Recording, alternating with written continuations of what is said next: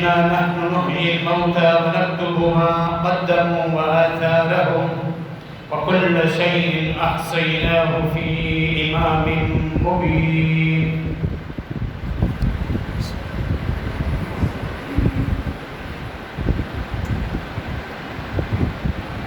سورہ یاسین کی ابتدا میں سے ایک آیت مبارکہ آپ کے سامنے تلاوت کی ہے۔ اللہ رب العالمین نے لوگوں کے اعمال کا جو احاطہ کیا ہوا ہے، اعمال، ان کی نیکیاں اور ان کے گناہ سب محفوظ کرنے کے لیے اللہ رب العالمین نے اس دنیا میں جو معاملات رکھ دیے ہیں، اللہ تعالیٰ نے ان کا ذکر فرمایا ہے۔ قیامت کے دن جو گواہیاں انسانوں کے لیے سامنے آئیں گی، ان میں سے ایک گواہی ان کے اعمال کی کتابیں۔ اللہ رب العالمین نے یہاں اس گواہی کا ذکر کیا ہے جو لکھت اور کتابت کی صورت میں ان کے سامنے لائی جائے گی۔ اِنَّا نَحْنُ نُحْيِي الْمَوْتَى، بے شک ہم ہی مردوں کو زندہ کریں گے۔ یہ اللہ تعالیٰ کا کام ہے۔ تم عقل کی بنا پر اس چیز کا انکار کرتے ہو، وہ تمہاری ہٹ دردی۔ جب اللہ نے فرمایا ہے کہ تمام مردوں کو بھلے ان کی ہڈیاں، ان کی چمڑیاں، ان کے گوشت گل سڑ کے مٹی میں تحلیل ہو جائے، لیکن اللہ ان کو زندہ کرے۔ جب اللہ نے فرمایا ہے تو اللہ زندہ کرے۔ اِنَّا نَحْنُ نُحْيِي الْمَوْتَى، ہم ہی مردوں کو زندہ کریں۔ پھر اس دنیا میں 50، 60، 70 سالہ زندگی میں جو کچھ وہ کر رہے ہیں، وَنَكْتُبُ مَا قَدَّمُوا وَآثَارَهُمْ، وہ ایک ایک چیز ہم لکھ رہے ہیں، جنہیں اللہ کے فرشتے وہ لکھ رہے ہیں۔ اللہ کے حکم سے ایک ایک چیز لکھی جا رہی ہے، تمہاری نیکیاں بھی، تمہارے اعمال، تمہارے سجدے، تمہارے رکوع، تمہارے صدقات، تمہارے روزے، تمہارے حج، تمہارے عمرے، قرآن مجید کی تلاوت میں تمہاری حرکت کرنے والی زبانیں اور ہونٹ، ایک ایک لکھا جا رہا ہے، سب نیکیاں لکھی جا رہی ہیں۔ اسی طرح تمہارے گناہ بھی لکھے جا رہے ہیں۔ وَنَكْتُبُ مَا قَدَّمُوا وَآثَارَهُمْ، ہم لکھ رہے ہیں۔ قیامت کے دن مجرم آئے گا، نامہ اعمال کو دیکھ کر حیران ہو جائے، مَا لِهَذَا الْكِتَابِ لَا يُغَادِرُ صَغِيرَةً وَلَا كَبِيرَةً إِلَّا أَحْصَاهَا، کتنی عجیب یہ کتاب ہے نامہ اعمال۔ ذرہ ذرہ ایک عمل جو میں نے دنیا میں کیا تھا، میں نے تو حیثیت نہیں دی، چاہے وہ نیکی کا ہو یا گناہ کا، اس کتاب میں وہ چیز لکھی، کوئی ایک چیز بھی چھوڑی نہیں، حیران ہو جائے۔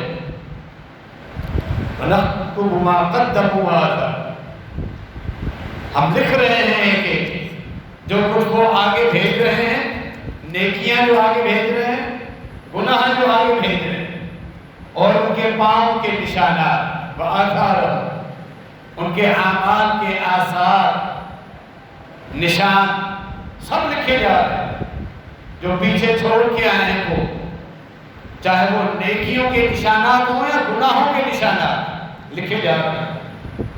وَكُلَّ شَيْءٍ أَحْصَيْنَاهُ فِي إِمَامٍ مُبِينٍ، ہر ایک چیز کو ہم نے ایک واضح کتاب میں لکھ دیا ہے، لوح محفوظ، امام مبین، لوح محفوظ، انسانوں کی تقدیر اور ان کے اعمال قیامت کے دن کے سامنے کھول کر رکھ دیے جائیں۔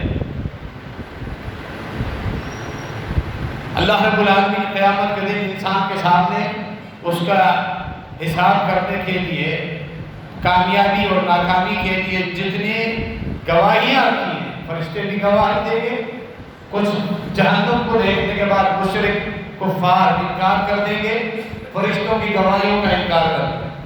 نامہ اعمال لکھت کی صورت میں آئے گا، جو ایک ایک چیز لکھی جا رہی تھی، سامنے جب جہنم کو عذابوں کے ساتھ اس کے غیظ و غضب کو، جہنم کی چیخ و پکار کو دیکھیں گے، تکاد تمیز من الغیظ، قریب ہے کہ غصے سے پھٹ جائے، انکار کر دیں۔ فرشتوں نے ہمارے خلاف جھوٹ لکھا ہے، اس لکھت کا بھی انکار کر دیں۔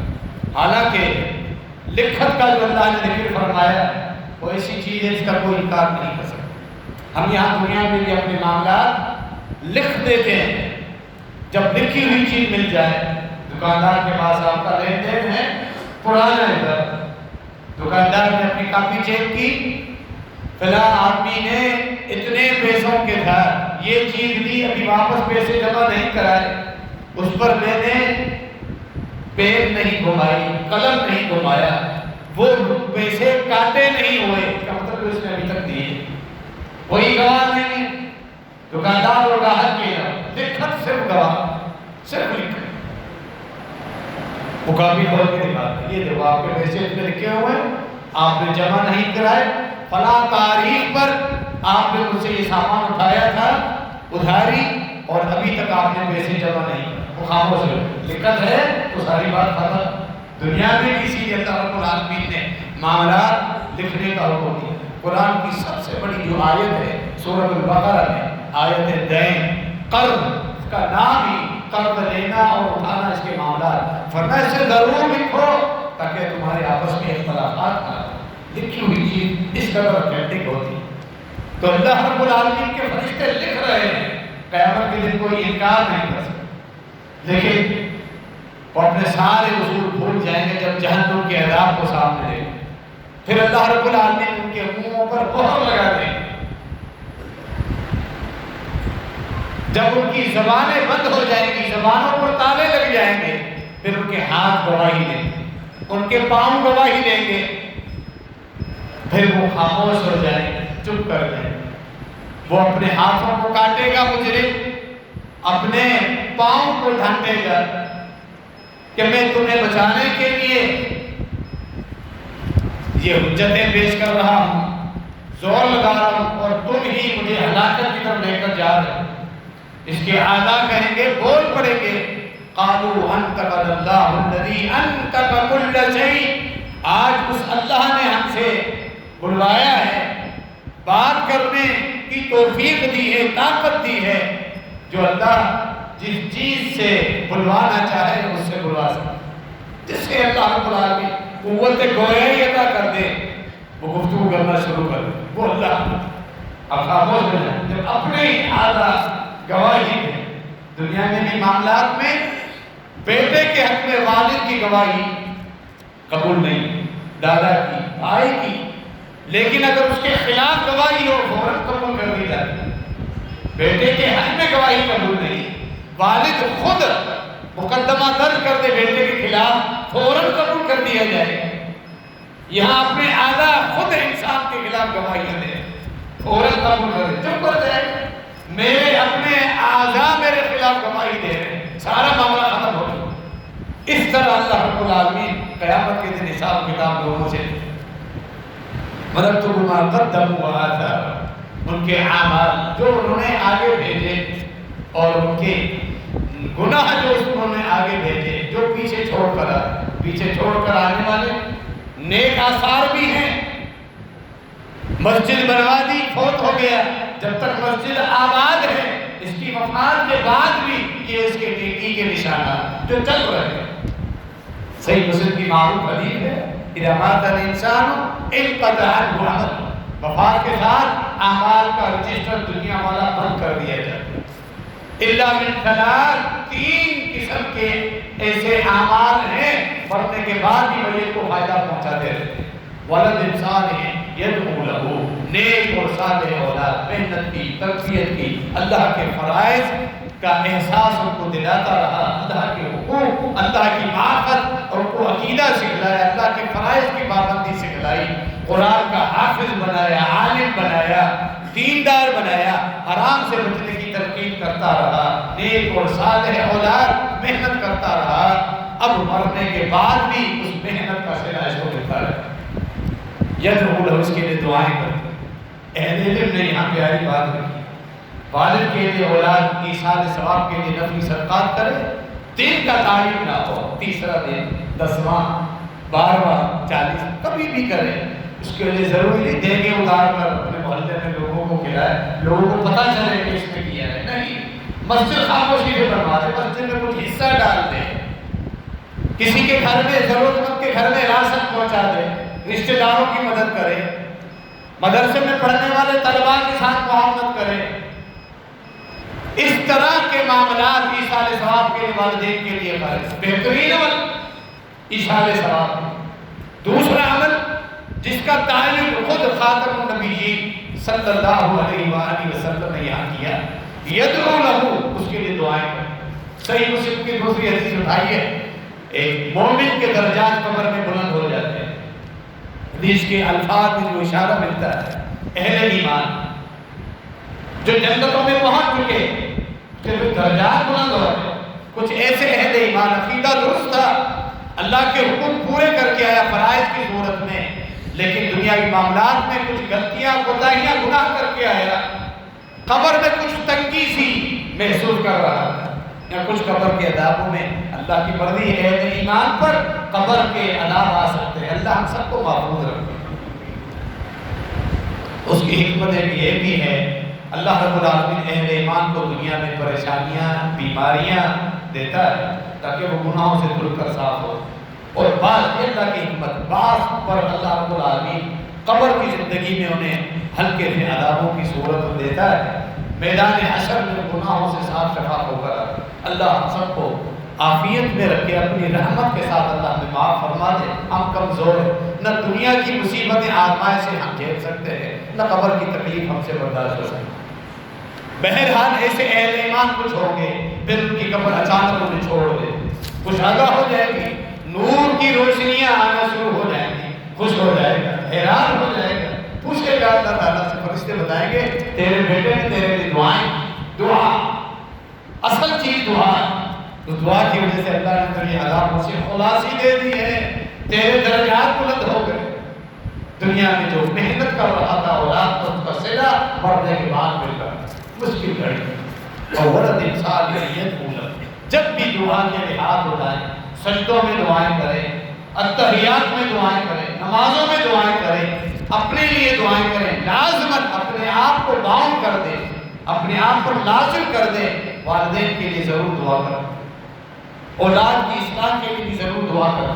یہ دونوں دعائیں اپنی دعا کے ساتھ لازم کریں. اپنے لیے دعائیں، دونوں جہانوں کی خیر رب سے طلب کرنی ہے، اپنی اولاد کی اصلاح، دینداری اور والدین کی بخشش، درجات کی بلندی، ان کے لیے عافیت، یہ دعائیں لازمت کرنی ہیں. سجدوں میں، اتحیات میں، اس کے علاوہ بھی تہجد کے اوقات میں، سفر میں، قبولیت کی گھڑیاں جب بھی ہو ان کے لیے دعائیں ضرور کریں. اور ولد انسان نیت ہونا، یہ مرنے کے بعد بھی صدقہ جاریہ کی صورت میں رہنے والا عمل جو پوری دنیا میں جب تک اس کی اولاد ہے.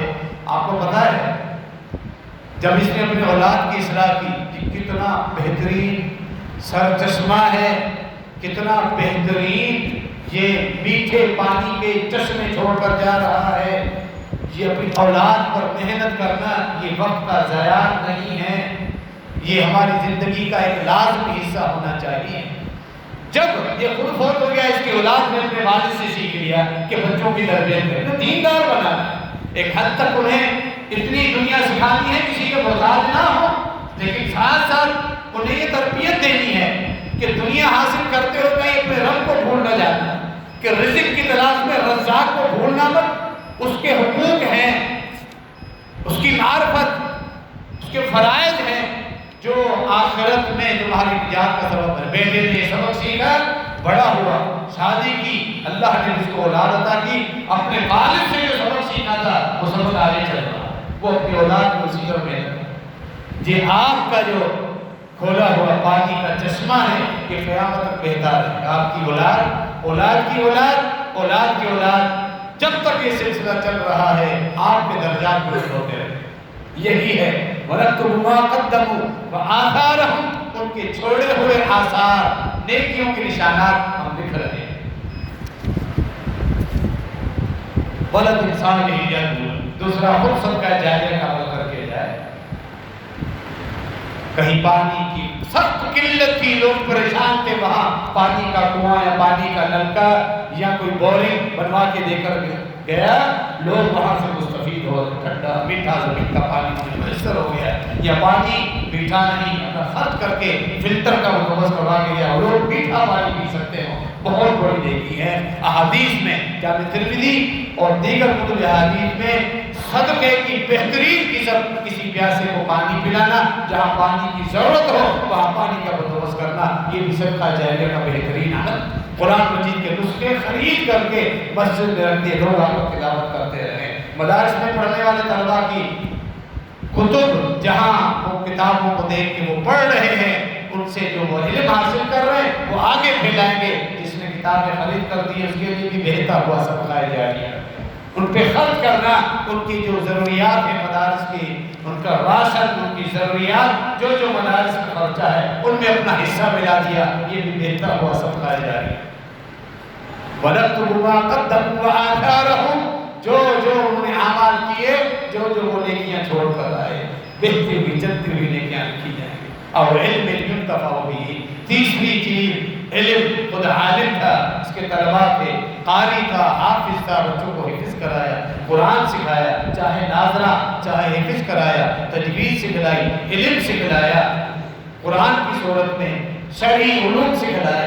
اس کے طلباء جب تک اس سے فائدہ اٹھا رہے ہیں، اس نور میں زندگی گزار رہے ہیں، اس کے لیے فائدہ ہے۔ یہ اسی طرح ہے جس طرح والد کی مثال آپ نے سنی، والد کے بیٹے، بیٹوں کے بیٹے، بیٹوں کے بیٹے، اسی طرح یہ روحانی والدین ہیں، حفاظ، قراء، اساتذہ، علماء، ان کے طلباء بعد میں وہی طلباء علماء کی صف میں شامل ہو جاتے ہیں، وہی طلباء علماء کی صف میں شامل ہوتے ہیں، پھر وہ مدرس ہوتے ہیں، استاد ہوتے ہیں، حفاظ ہوتے ہیں، قاری بنتے ہیں، پھر ان کے طلباء آگے بڑھتے ہیں، پھر ان طلباء کے طلباء۔ یہ بھی ایک خوش نصیبی ہے اللہ رب العالمین جس کو اس سلسلے کے ساتھ جوڑتے ہیں۔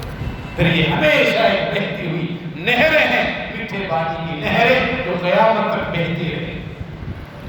وَلَكْتُبُ مَا قَدَّمُوا وَآثَارَهُمْ، جو کچھ وہ عمل کرتے رہے، کر رہے ہیں دنیا میں، اللہ کے فرائض اور باقی نیکیاں، اور جو کچھ وہ پیچھے رہنے کے لیے چھوڑ کر آئے، ایک ایک چیز لکھی جا رہی ہے۔ وَكُلُّ شَيْءٍ أَحْصَيْنَاهُ فِي إِمَامٍ مُبِينٍ، ایک ایک چیز ایک واضح کھلی کتاب میں ہم نے لکھی۔ اللہ رب العالمین ہمیں جب تک زندگی ہے خوب نیکیاں کرنے کی توفیق عطا فرمائے، اور ایسے اعمال کہ ہم متلاشی بن جائیں جو ہمارے مرنے کے بعد بھی ہمارے صدقہ جاریہ بن جائیں۔ اللہ رب العالمین توفیق عطا فرمائے، آمین۔ وما علینا الا البلاغ۔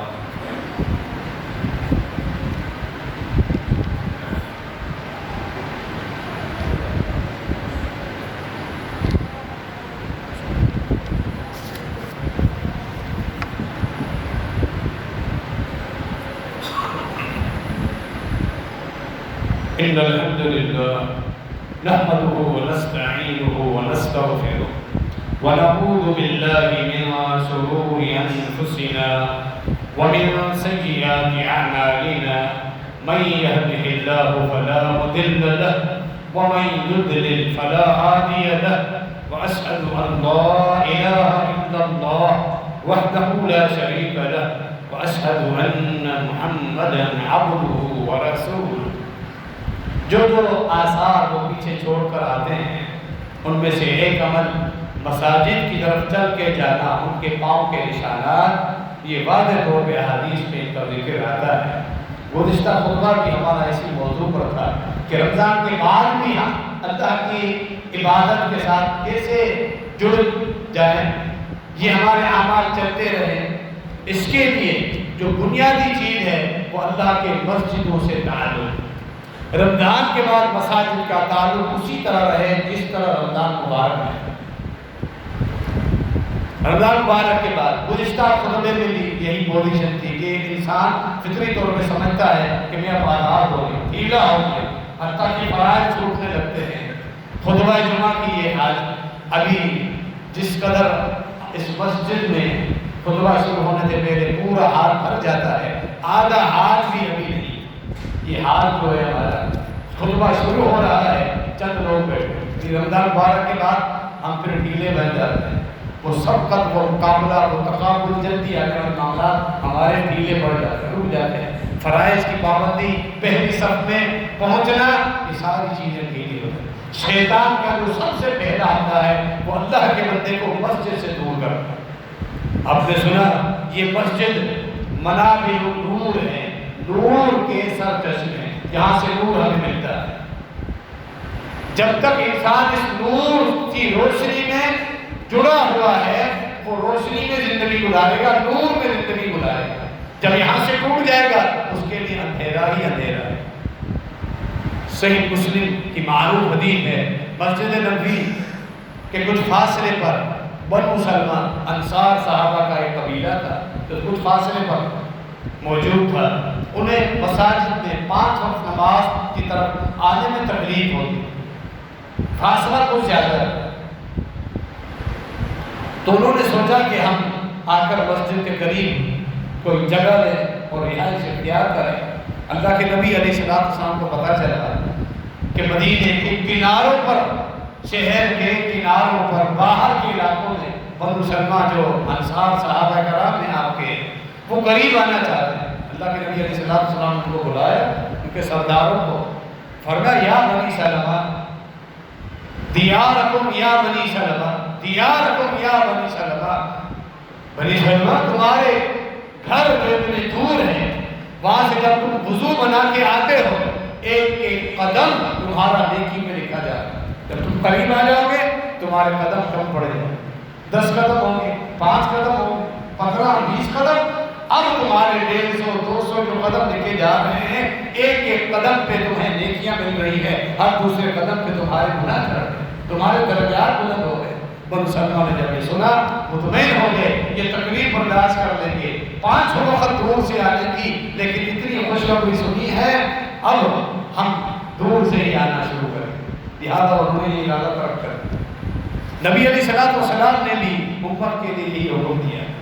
اللہ رب العالمین کے قرآن مجید کی آیت سورہ آل عمران کی آخری آیت، یا ایھا الذین آمنوا اصبروا وصابروا ورابطوا واتقوا اللہ لعلکم تفلحون۔ سورہ آل عمران یہاں مکمل ہو جاتی ہے۔ مومنوں صبر سے کام ہے، اللہ کے فرائض پر صبر کے ساتھ لڑ جاؤ، گناہوں سے بچنے کے لیے بھی صبر چاہیے، صبر کرو، اپنے نفس کو روکو، کچھ لو، کنٹرول کرو، اللہ کے روب، اللہ کی تقوی، اللہ کی ہیبت کو سامنے رکھو، اللہ سے شرمساری کرتے ہوئے اپنے نفس کو کنٹرول کرو، گناہوں کی طرف اس پہ وصابروا، اور دشمن کے خلاف ڈٹ جاؤ، جمے رہو دشمن کے خلاف، جب مٹھ بھیڑ کی جنگ ہو، جہاد ہو، ڈٹ جاؤ دین پر بھی اور جہاد بھی، دشمن کے خلاف بھی، ورابطوا، اور مورچوں میں چاقو چوبند رہو، پہرے داری کرو، اپنے سرحدوں کی حفاظت کرو، اپنی سرحدوں کی حفاظت کرو، چاہے وہ تمہاری اسلامی ریاست کی جغرافیائی سرحدیں ہوں یا تمہارے دین کے عقیدے کی سرحدیں ہوں، ان کی حفاظت کرو۔ واتقوا اللہ، اللہ پہ ڈر جاؤ تاکہ تم کامیاب ہو، اصل چیز تقویٰ ہے۔ اللہ کے نبی علیہ السلام نے فرمایا میدان جہاد کے علاوہ بھی اللہ رب العالمین تمہیں صبر اور جہاد اور پہرا دینے کا ثواب دینے پر قادر ہے۔ اللہ نے اتنی اس امت پر برکتیں نازل فرمائی، فرمایا صحیح بخاری کی حدیث کتاب تفسیر میں امام بخاری رحمہ اللہ تعالی، الا ادلکم علی ما یمحو اللہ بہ الخطایا ویرفع بہ الدرجات، میں تمہیں وہ نیکیاں بتاؤں جن نیکیوں کے کرنے پر اللہ رب العالمین گناہ دھو کر صاف کر دیتا ہے، بندے کے درجات بلند ہوتے رہتے۔ فوراً صحابہ کرام نے عرض کی ساتھ بلا یا رسول اللہ، جی ہاں اللہ کے رسول صلی اللہ علیہ وسلم، ضرور ہم نے بتائی۔ فرمایا اسباغ الوضوء علی المکارہ، وضو مکمل کرنا، چاہے سردیوں میں تکلیف ہو یا گرمیوں میں جلدی ہو، اس کے باوجود وضو مکمل کرنا، اس سے تمہارے درجات بلند ہوتے ہیں۔ وکثرت الخطا الی المساجد، گھروں سے جب وضو بنا کے تم مساجد کی طرف جاتے ہو، تمہارے قدموں کی جو کثرت ہے گناہوں کو صاف کرنے، درجات کو بلند کرنے کا سبب۔ اور پھر نماز پڑھنے کے بعد جب اپنے کام کاج میں لگ گئے، دنیا ہے، ضروریات ہیں، کام کاج، کاروبار، میل جول لوگوں کے ساتھ معاملات بھی دنیا کے کرنے، لیکن فرض کی ادائیگی کے بعد اگلے فرض کا انتظار، منتظار الصلاۃ بعد الصلاۃ، ایک نماز پڑھ لی، اگلی نماز کا انتظار، یہ 3 چیزیں یہاں صرف کیفیت، یہ بھی اللہ کی رحمتیں ہیں۔ وضو بنانے کی ایک تکلیف ہے، ایک مشقت ہے، ایک عمل ہے جس پر نیکیاں ہیں، بات سمجھ میں آ رہی ہے۔ اور پیدل چل کے جانا مشقت ہے، عمل ہے، نیکیاں مل رہی ہیں۔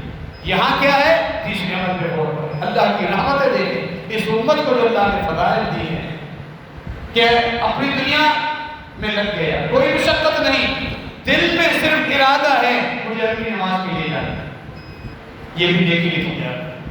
وانتظار صلاح، انتظار کرنا، اس کا انتظار کرنے کے لیے ضروری نہیں کہ مسجد میں بیٹھے رہو، کہیں جاؤ نہیں، کام کاج کرتے رہو، دل میں بات تمہیں کھٹک رہی، ہر وقت اذان آئے، کانوں میں ہر وقت انتظار کی کیفیت ہو، ادھر اذان کی آواز آنی ہے، کام دھندا، دوستوں کی کچہریاں، گھر کے آرام، سب کچھ چھوڑ چھاڑ کے اللہ کے لیے حاضری دینے کے لیے جانا ہے۔ صرف انتظار کی کیفیت تمہارے لیے نیکیاں کی جائے۔ گناہ جھڑ رہے ہیں، درجات بلند ہو رہے ہیں، درجات بلند کرنے کا۔ ان تینوں اعمال کا تعلق اللہ کے گھروں سے ہے، مساجد سے ہے، مساجد سے تعلق جوڑ دی، جڑ جائیے، اللہ رب العالمین ہم سب کے باقی معاملات بھی آسان کر دے گا۔ قبر کی زندگی بھی، میدان حشر کی بھی زندگی۔ آخر میں فرمایا نبی علیہ السلام نے 3 نیکیاں بتانے کے بعد فرمایا اللہ نے قرآن میں جو پہرا دینے کا حکم دیا ہے، ایک تو مجاہد سرحدوں پر پہرا دیتا ہے، اس کی تو بات ہی کیا ہے، جس آگ پہ اللہ نے جہنم کی آگ حرام کر دی، خوش نصیب ہے۔ لیکن اگر تمہارے اوپر حالات ایسے ہیں، جہاد کا موقع نہیں ہے، تو اللہ کی عبادات، اللہ کے گھروں سے جڑ جاؤ، اللہ مجاہدوں کے برابر تمہیں ثواب دے گا۔ فذالکم الرباط، یہی تو تمہارا پہرا ہے۔ یہاں پہرا کس کے خلاف؟ وہاں تو دشمن کے خلاف سرحدوں پر پہرا ہے۔ مساجد کی پابندی، وقت پہ وضو کرنا، سنت کے مطابق وضو کرنا، اور گھر سے، دکان سے، کاروباری معاملات سے، ملازمت ادارے جہاں سے ڈائریکٹ مسجد میں آ رہے ہو وہیں سے وضو کر کے آنا اور پھر انتظار کرنا، یہ بھی تمہارا پہرا ہے۔ پہرا دینے والے مجاہد کے برابر ثواب ہے، جس آنکھ پہ جہنم کی آگ حرام، اس کے برابر ثواب۔ صحیح بخاری صحیح مسلم کی یہ روایت۔ کیوں؟ اب یہاں سب سے بڑا دشمن شیطان کے خلاف تمہارا یہ پہرا ہے۔ کیوں؟ یہ پہرا ایک مورچہ ہے تمہارا، مساجد، نمازیں، وقت میں یہ تم مورچہ بند ہو جاتے ہو، جب تک تمہارے یہ مورچے قائم ہیں تم ڈٹے ہوئے ہو، شیطان سب سے بڑے دشمن کے حملوں سے تم محفوظ۔ کتنا ربط ہے اللہ کے مساجد میدان جہاد کے ساتھ، جو خود نبی علیہ السلام نے ہمیں بتایا ہے۔ اسی لیے شیطان کا جو زور ہوتا ہے وہ سب سے پہلے اللہ کی مسجدوں سے لوگوں کو توڑنا، لوگوں کو دور کرنا، علیحدہ کرنا ہوتا ہے کہ دور ہو جائیں مساجد سے، وہی اس کی کامیابی۔ اللہ نے کیوں فرمایا؟ اس کو ڈھال بتایا نمازوں کو۔ اللہ نے بھی ان مساجد کو، نمازوں کو مورچہ کہا ہے۔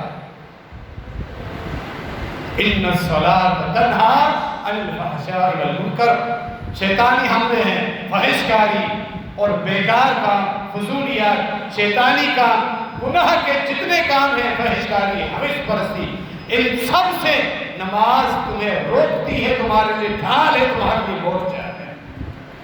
دشمن کے خلاف جب مجاہد لڑتا ہے، حملہ بھی کرتا ہے تلوار کے ساتھ۔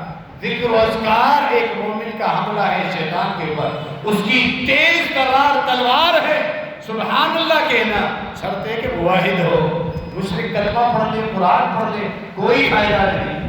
موحد ہو، کلمہ سبحان اللہ کہتا ہے، اس شیطان کی گردن کو کاٹنے کے لیے کافی ہے۔ الحمدللہ، اللہ اکبر، یہ تو ہے اس کی تلوار، لیکن اس کی ڈھال کیا ہے؟ نمازیں وقت پہ ادا کرنا پابندی کے ساتھ، اس کی ڈھال ہے شیطان کے حملوں سے بچاؤ۔ یعنی اللہ نے بھی حج کی تصویر میدان جہاد کے ساتھ دی ہے، مساجد میں وقت پہ آ کے نمازیں ادا کرنے کے ساتھ جڑ جائیں، تعلقات کی۔ کیوں فرمایا؟ تمہیں وہ کام نہ بتاؤں تمہیں معلوم نہیں، لو تعلمون ما فی التحذیر، اگر لوگوں کو پتہ چلے یہ الفاظ نبوت کی زبان سے کب نکلے، یہ الفاظ نبوت کی مبارک زبان سے کب نکلتے ہیں؟ جب اتنا بڑا ثواب ہو جس کی حد اللہ کے علاوہ کوئی نہ جانتا ہو۔ اگر تمہیں پتہ چل جائے، یعنی اللہ نے اس کا ثواب بتایا جیسے رمضان کے فضل روزے. اسی طرح کچھ نیکیاں اور بھی ہیں جن کا ثواب اتنا ہے اللہ نے دنیا میں اتارا ہے. فرمایا ایسی نیکیاں تمہیں معلوم ہو جائے تم ہر وقت مسجد میں اذان ہوتے ساتھ ہی پہنچ جائے. تمہیں معلوم ہو جائے پہلی صف کا ثواب کیا ہے. لَسْتَبَقُوا إِلَيْهَا،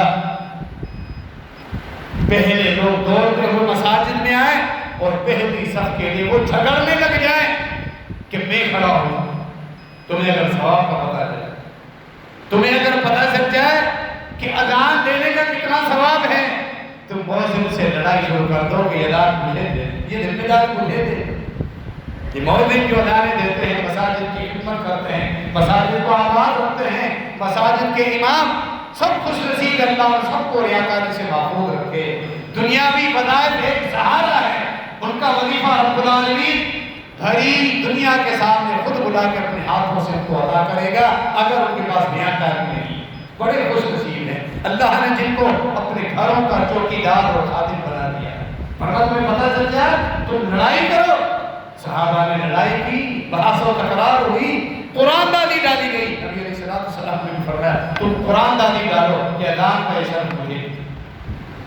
سعد بن ابی وقاص رضی اللہ تعالیٰ عنہ کی قیادت میں قافلہ جہاد کے لیے نکلا ہوا تھا. عمر بن خطاب خلیفہ ثانی رضی اللہ تعالیٰ عنہ کے دور خلافت روم کے عیسائیوں کے خلاف لڑائی کی. اللہ نے کامیابی دی. لڑائی کے دوران، سفر کے دوران مؤذن کی ایک ذمہ داری ہوا کرتی، جس کی ذمہ داری وہ اٹھا لیتا قرآن داری ہوتی. صحابہ کرام سب آتے جس کے نام پہ قرآن نکلتا، وہی ہر وقت اذان کے وقت نماز کے وقت ادا دیتے. اسی لیے ہماری مساجد میں یہی سچ ہے، جو مؤذن ہے جس کی ذمہ داری ہے اسی کا حق ہے اذان. مسجد میں جب صفیں قائم ہو اقامت بھی وہی وہ موجود نہیں ہے کسی وجہ سے کوئی بھی اقامت کہہ سکتا ہے. اذان دینے کا کسی کا ارادہ ہے مؤذن سے اجازت لے گا پھر وہ اذان دے سکتا ہے، کوئی حق نہیں. لیکن بہت بڑا شرط جس کی ذمہ داری ہے وہی اذان، وہ شہید ہو. روم کے خلاف اس معرکے میں مؤذن شہید ہو گئے. جب مدینے کی طرف واپسی ہوئی اب صحابہ میں اختلاف، ہر کوئی یہ چاہ رہا ہے مؤذن میں بنو. اتنا بڑا شرف پیغمبر کرم صلی اللہ علیہ وسلم کے صحابہ. بالآخر حدیث پہ عمل ہوا جو اللہ کے نبی علیہ السلام نے فرمایا تم کوڑے ڈالتے، قرآن داری کرتے پہلی صف پہ کھڑے ہونے کے لیے اور اذان کی ذمہ داری اٹھانے کے لیے. سعد بن ابی وقاص رضی اللہ تعالیٰ عنہ نے سب صحابہ کے نام لکھے، قرآن داری کی. ایک صحابی کا نام آیا، مدینے پہنچنے تک وہی اذانیں دیتا رہا. فرمایا تمہیں اگر پتہ چل جائے ثواب کتنا ہے تم لڑائی. تینوں چیزوں کا تعلق اللہ کے گھروں سے، مساجد کے ساتھ، وقت پہ آنا، پہلی صف میں اور پھر اذانیں. فرمایا تم برادر اسی طرح فجر اور عشاء کی نماز کے بارے میں فرمایا جس نے عشاء کی نماز باجماعت آدھی رات کے قیام کا ثواب. صحیح مسلم کی معلوم حدیث اکثر آپ سنتے رہتے ہیں. پھر فجر کی نماز باجماعت بقایا آدھی رات کا ثواب. عشاء نماز باجماعت، فجر کی نماز باجماعت ادا کرنے والوں روزانہ پوری رات کے قیام اللیل کا ثواب لکھا جائے. جو علیحدہ اٹھ جائیں فجر سے آدھا گھنٹہ پہلے، جس کو رمضان کی روٹین تھی، پون گھنٹہ 1 گھنٹہ پہلے تہجد پڑھیں تو خوش نصیب ہیں، مزید ڈبل ثواب لکھا جائے. پھر ایک اور حدیث میں فرمایا منافقین پر یہ نماز بھاری پڑتی عشاء اور فجر، لیکن کیونکہ منافقین کا آخرت پر ایمان نہیں، یہاں بھی وہی الفاظ ہیں. اگر ان کو پتہ چل جائے عشاء کی نماز باجماعت مسجد میں جا کر ادا کرنے کا کتنا ثواب ہے، فجر کی نماز مسجد میں جا کر باجماعت ادا کرنے کا کتنا ثواب ہے. لَأَتَوْهُمَا وَلَوْ حَبْوًا، وہ اگر بیمار بھی ہوں تو ریگتے ہوئے بھی مسجدوں میں آ کر پہنچے،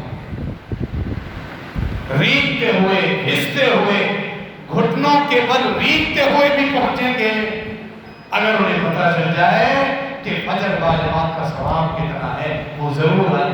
کتنا ثواب اللہ نے زمین پہ اتارا ہی نہیں.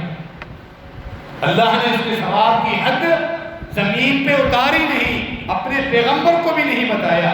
اپنے پیغمبر کو خوشخبری دی، امت کو خوشخبری دیجیے کہ فرائض کی پابندی باجماعت اتنا ثواب ہے کہ وہ اللہ قیامت کے دن لوگوں کے سامنے بلا کے اپنے بندوں کو دے گا جب انہیں پتہ چلے. اسی لیے رمضان مبارک کے بعد دیکھا جاتا ہے سب سے پہلی چیز وہ نمازوں پر شیطان کا حملہ ہوتا ہے. اکثر لوگ پھر جب نمازی بھی ہوں افسوس ہوتا ہے یہی جملہ ہر سال رمضان کے بعد آپ سنتے ہو سب سے پہلا حملہ فجر کی نماز پر ہوتا ہے. ساری محنت شیطان ضائع کروا دیتا ہے. ہماری فجر کی نماز چھوٹنا شروع ہو جاتی ہے. وہی پھر اٹھ کے 10 بجے 11 بجے قضا کر کے ادا کر بغیر شرعی عذر کے اتنا بڑا گناہ اتنا بڑا رزق اور اتنا بڑا کفریہ کا اللہ کے فریضے کو چھوڑ دیا. کچھ ظہر کے ساتھ ادا کر کچھ تو بالکل نمازیں چھوڑ دیں. ساری محنتوں پر شیطان پانی پھیر دیتا ہے. تو یہی ہمارا اصل تعلق ہے اللہ کے مساجدوں سے جوڑنے کے لیے کہ فجر سمیت ساری ہماری 5 وقت چلتی ہے. لوگوں کو دیکھا گیا بظاہر دین کی باتیں اچھی باتیں لیکن ان کے فرائض میں وہی کمی ہوتا ہے. تو یہ ساری نیکیاں اللہ کے کاموں سے جڑ جانے سے ہی انسانوں کو ملتی ہیں. سیدنا عبداللہ بن مسعود رضی اللہ تعالیٰ عنہ کا قول جو نبی علیہ السلام سے سیکھ کر انہوں نے جو الفاظ اللہ کے دین کے بارے میں بیان فرمائے صحابہ کرام نے عبداللہ بن مسعود کا ایک خاص تعلق تھا نبی علیہ السلام کے ساتھ. کثرت روایات کرنے والے صحابہ میں ان کا شمار ہوتا ہے. فقہاء علماء صحابہ کرام میں ان کا شمار ہوتا ہے. صحیح مسلم میں بیان فرماتے ہیں کہتے ہیں من فرہ ان یلقى اللہ غدا مسلما فلیحافظ علی هؤلاء الصلوات الخمس. جو آدمی چاہتا ہے قیامت کے دن رب سے ملاقات ہو فرما برداری کی عادت میرا شمار فرما برداروں میں ہو صالحین میں ہو جن کے لیے اللہ آسانی فرمائے گا. تم یہ چاہتے ہو فرمایا تمہاری حجت تمہارے لیے دلیل تمہارا سب سے بڑا عمل یہ 5 وقت کی نماز. فَلْيُحَافِظْ عَلَىٰ هَٰؤُلَاءِ الصَّلَوَاتِ مِنْ حَيْثُ يُنَادَىٰ بِهِنَّ. مسجد میں جہاں اذانیں آتی ہیں اذانوں پر لبیک کہتے ہوئے وہاں جا کر حاضری دیں. یہی فرمایا فَإِنَّ اللَّهَ شَرَعَ لِنَبِيِّكُمْ سُنَنَ الْهُدَىٰ وَإِنَّهَا مِنْ سُنَنِ الْهُدَىٰ. اللہ نے اپنے پیغمبر کو جو ہدایت کے راستے دکھلائے ان میں سے یہی ہدایت کے راستے ہیں. 5 وقت مسجد میں جا کے 5 وقت فرض ادا کرنا یہی ہدایت اور سنتوں کے راستے ہیں. نور کے سر چشمے 5 وقت مسجد میں فرمایا یہی چیز ہے تمہارے لیے. کہ کیا پتہ چلا اگر تمہارے پاس باقی کوتاہیاں ہیں باقی گناہ بھی ہیں کمزوریاں ہیں کبھی زبان سے غلط الفاظ نکل گئے کبھی معاملات میں انگلی چھوڑ گئی چھوٹے گناہ بھی ہوں بڑے گناہ بھی ہوں لیکن تمہارے پاس حجت ہے فرائض مسجد میں پورے ہیں امید رکھو نجات میں دلیل ہے تمہارے پاس پھر بھی دلیل ہے. اللہ چاہے تو معاف کر دے چاہے تو محاسبہ سب کرے چاہے جنت میں جانے سے تھوڑی دیر روک لے یا تھوڑی دیر عارضی طور پہ عذاب میں بھیج دے لیکن بالآخر تم اس فرائض کی دلیل کے ساتھ جنت میں ضرور جاؤ.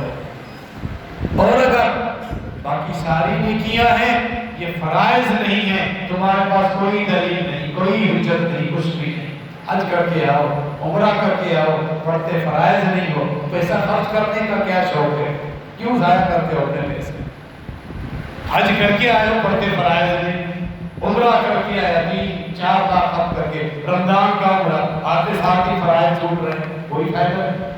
پہلے فرائض ہیں جو ہمارے لیے نجات کا سبب اچھا ہے لوگوں کی خدمت کر رہا ہے بیواہوں کے گھروں کو راشن پہنچا رہا ہے لوگوں کو کنویں کھلوا کے دے رہا ہے تھر میں ریگستانوں میں صحراؤں میں نیکیاں پڑھتا فرائض نہیں ہے پیسہ زیادہ آ گیا ضائع کرنے کی. نجات تمہیں چاہیے نجات کی اصل راہ ہے فرائض ہے پہلے فرائض. یہ چیز فرماتے ہیں آگے ہم نے منافقین کو ایسے ہی بیچا تھا. منافقین جو نمازوں سے اکثر پیچھے رہتے تھے نمازوں سے اکثر پیچھے عشاء پہ بھاری پڑتی. نبی علیہ السلام نے فرمایا فجر اکثر نہیں آتے تو جماعت چھوٹ جاتی باقی نمازوں میں رکعتیں کر دی جاتی. ہم نے بعد میں چیک کیا پتہ چلا وہ منافقین میں سے تھے جن کی نمازیں دھیمی ہوتی. ہم اپنی نمازوں کو چیک کریں، پتہ چل جائے گا کہ نفاق ہے، ایمان میں منافقت ہے یا سچا ایمان ہے۔ اپنی 500 نمازوں کو چیک کریں۔ فرمایا ہم نے بخل صحابہ کرام کو دیکھا، جب ان میں سے کوئی بیمار پڑتا اپنے بیٹوں اپنے بھائیوں کو کہتا، وہ دونوں طرف سے اس کے کندھوں کو سہارا دے کر اس کو لے کر آتے، پاؤں گھس رہے ہیں زمین پر، اس کو لے کر آتے اور صف میں اس کو بٹھا دیتے، لیکن وہ فجر عشاء جماعت کے ساتھ ادا کرتا۔ انہیں پتا تھا یہی ہماری نجات کا سبب ہے، یہی ہمارا خزانہ ہے، یہی ہمارے لیے حجت ہے۔ یہ مساجد کے ساتھ تعلق فرائض کی صورت ہے۔ اللہ رب العالمین فرشتوں کو حکم دے گا، صحیح بخاری کی لمبی حدیث، جس اللہ رب العالمین فرمائے گا، فرشتوں سے کہے گا تم نے بھی میرے موحدین نیک بندوں کے لیے شفاعت کر دی، وہ جہنم سے نکل گئے، میرے نبیوں اور رسولوں نے اپنے امت کے گنہگاروں کے لیے شفاعت کی، کچھ جہنم کے کناروں سے واپس آئے، کچھ جہنم میں جا چکے۔ اہل ایمان نے ایک دوسرے کے حق میں شفاعت کی، وہ شفاعت بھی کیسی عجیب ہوگی، رک کر اس حدیث کی طرف آ جاتا۔ پل صراط تجاوز کرتے وقت دیکھیں گے ہمارے ساتھ نمازیں پڑھنے والے، رمضان مبارک کے روزے رکھنے والے اپنے کچھ گناہوں کی وجہ سے جہنم میں جا چکے ہیں۔ پل صراط تجاوز کریں گے، سامنے جنت کی خوشبوئیں آ رہی، کتنا پیارا پاکیزہ وہ سفر ہوگا، ساری تھکاوٹیں دور، حساب و کتاب کے معاملات ختم، کامیاب ہو گئے، فرشتے مبارکیں دے رہے جاؤ، وہ جنت کے دروازے سامنے ہیں، وہاں پہنچو، کتنا پیارا یہ سفر ہوگا، خوشبوئیں آ رہی، کہیں کہ نہیں جائیں۔ کیوں؟ ہم نے ان لوگوں کو دیکھا جو ہمارے ساتھ نمازیں پڑھتے تھے اور روزے رکھتے تھے، جہنم میں گناہوں کی وجہ سے اللہ اجازت دے گا سفارش کروا کے ان کو پھر نکالا۔ اہل ایمان بھی سفارش کریں، لیکن یہ بھی تعلق مسجدوں کا، تعلق مسجدوں کے ساتھ نماز پڑھے ہیں، مسجدوں میں نماز پڑھیں اہل ایمان کے ساتھ، اہل توحید کے ساتھ۔ اگر گناہ غالب آ جائے، اللہ نہ کر کسی وجہ سے پکڑ بھی ہو جائے، کوئی ہمیں پہچان تو ہے کہ ہمارے ساتھ نماز پڑھا تھا، امام صاحب ہمیں نمازیں پڑھاتا تھا، اللہ نے کسی گناہ کی وجہ سے پکڑ دیا، کوئی سفارش ہی کرتے۔ یہ مساجد کی برکتیں ہیں، یہ مساجد کا نور، اہل ایمان کی سفارشیں کریں گے، شہداء، علماء، حفاظ، یہ سب مجاہدین سفارشیں کریں گے، اللہ قبول کرے گا۔ یہ بات آپ اکثر سنتے رہے، سفارش سب کرنے والے اہل توحید ہو، انہی کے حق میں شفاعت قبول ہوگی جو اہل توحید، وہ شرک کے لیے کچھ نہیں۔ اللہ فرمائے گا سب نے شفاعت کی، میں ارحم الراحمین، کیا اپنی رحمت کے ساتھ اپنے بندوں کو جہنم سے نہ نکالوں؟ جاؤ فرشتوں، جن کے دل میں رائی کے دانے کے برابر ایک نقطے کے جتنا ایمان ہو، انہیں نکالو۔ فرشتے پوچھیں گے اللہ ہمیں کیسے پتا چلے کہ ان کے دلوں میں رائی جتنا ایمان ہے؟ فرمایا دنیا میں سجدوں کا نور ان کے جسموں پر باقی ہے۔ وَإِنَّ اللَّهَ حَرَّمَ عَلَى النَّارِ أَن تَأْكُلَ آثَارَ السُّجُودِ، اللہ نے جہنم پہ حرام کیا ہوگا کہ وہ نمازیوں کی سجدوں کی جگہوں کو کالا کرے، ان کو جلا کے راکھ کرے نہیں۔ وہ اسی طرح جہنم میں بھی ان کے پانچوں اعضاء، پیشانی، دونوں ہاتھ، دونوں گھٹنے، پاؤں کے دونوں مونڈھے ان کے نور کی طرح چمک رہے ہوں، فرشتوں کی ایک پہچان۔ یعنی آخر میں جہنم سے نکلنے والے بھی نمازی، یہ تعلق ہے اللہ کے مساجد، فرشتے دل کو نکالے، اللہ کی رحمت سے نکالے۔ اسی لیے تو حوض کوثر پر وہی جائیں گے جن کے پانچوں اعضاء چمک رہے ہیں۔ یہ نور اللہ کے گھروں سے ملتا ہے، مساجد سے ہی ملتا ہے، جن کے ساتھ ہم جڑ جائیں تو کامیابیاں ہیں۔ اللہ رب العالمین ہم دونوں جہانوں کی کامیابی عطا فرمائے، ہم سب کا حساب آسان فرمائے اور ہم سب کو اللہ رب العالمین عافیت میں رکھے۔ مدرسہ تعلیم القرآن والحدیث بھمن آباد گزشتہ